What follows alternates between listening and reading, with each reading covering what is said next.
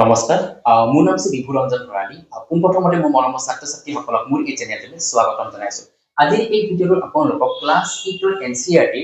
chapter 1 ত থকা আমাৰ যি ফিগাৰৰ কোৱেশ্চন আছে তাৰে আমাৰ পেজ নম্বৰ 10 ত থকা 4 নম্বৰ কোৱেশ্চন সলভ কৰিব লাইছো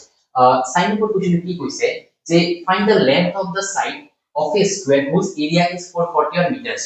আমাক উলিয়াব দিছে যে find the length of the side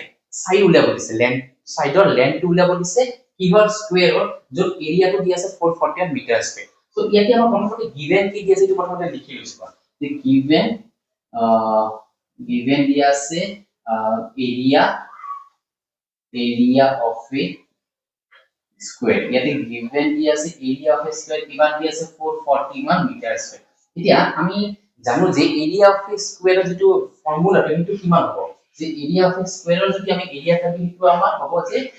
side into side বুলি কয় হয় না সাইড ইনটু সাইড মানে s স্কয়াৰ সো ইটো হৈছে আমাৰ এৰিয়া অফ এ স্কয়াৰৰ ফৰ্মুলা সাইড ইনটু সাইড কাৰণ সাইড টু সাইড সমান হয় কেৱল তাতে দুটা আমাৰ মাল্টিপল স্কয়াৰ আমাৰ s স্কয়াৰ ফাইন্ড কৰিব লাগে সাইড স্কয়াৰ সো ইয়াতে আমি কি লিখিব পাৰি যে according to question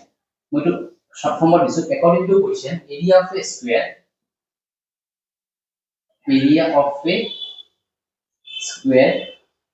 equal to আমার কিমান কি দিয়া আছে 441 আৰু এৰিয়া অফ স্কয়াৰৰ যেটো ফৰ্মুলাটো সেইটো কিমান হ'ব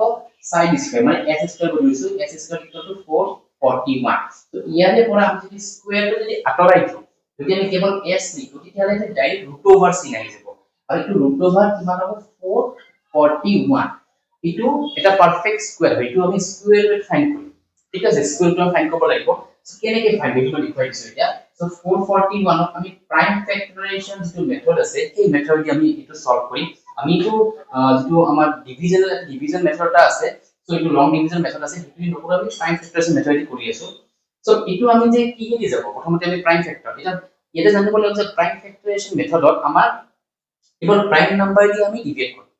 কৰো ঠিক আছে এতিয়া আমাৰ প্ৰথমটো প্ৰাইম নাম্বাৰ 2 এটা 2 দি যাব নেকি এটো 2 দি না যায় কাৰণ এটো আমাৰ অড নাম্বাৰ হয় এটো কাম এবাৰে প্ৰথমত যেটো আমাৰ ইউনিট প্লেসত 1 আছে এটো অড নাম্বাৰ গতিকে এটো 2 দি না যায় আমাৰ নেক্সট 3 দি যাব না কিন্তু আমি চাইলো 3 নিয়মটো কি আছে যে আমি গোটেইটা ডিজিট টাইম প্লাস কৰিব লাগে সো প্লাস কৰি যাও 448 4 plus 4 8 plus 1 9 সো 9 যদি 3 দি ডিভিজিবল হয় তেনহলে গোটেইটো সংখ্যাকে 3 দি ডিভিজিবল হ'ব ঠিক আছে সো এতিয়া আমি 3 দি ডিভাইড কৰিব পাৰি কাৰণ 3 দি ডিভিজিবল হৈ আছে সো আমি কি কৰিম 3 1 যা 3 দিলো ইয়াতে 1 থাকিল 1 to 4 লগে 14 হল 3 4 যা 12 2 লগে 21 হলে 3 7 যা 21 again এটা আমাৰ 3 দি হৈ আছে সো 3 হলে 3 4 যা 12 13 42 27 3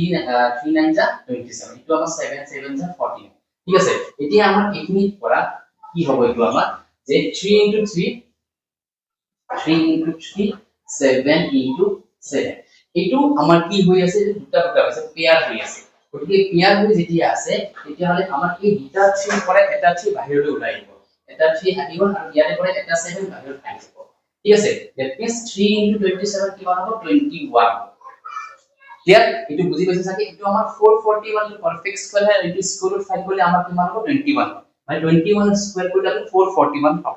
ঠিক আছে সো therefore আপুনি লিখিব পাৰিব যে therefore psi equal to 21 কি আছে নাম মিটাৰ দি আছে তো এটো মিটাৰ তো এটো হৈছে আমাৰ 4 নম্বৰ কোৱেশ্চনৰ এনসাৰ ক্লিয়াৰ আশা কৰো বুজি পাইছে চাগে এটো এতিয়া মই নেক্সট যেটো 5 নম্বৰ কোৱেশ্চন আছে তুমি সলভ কৰিব পাৰিছো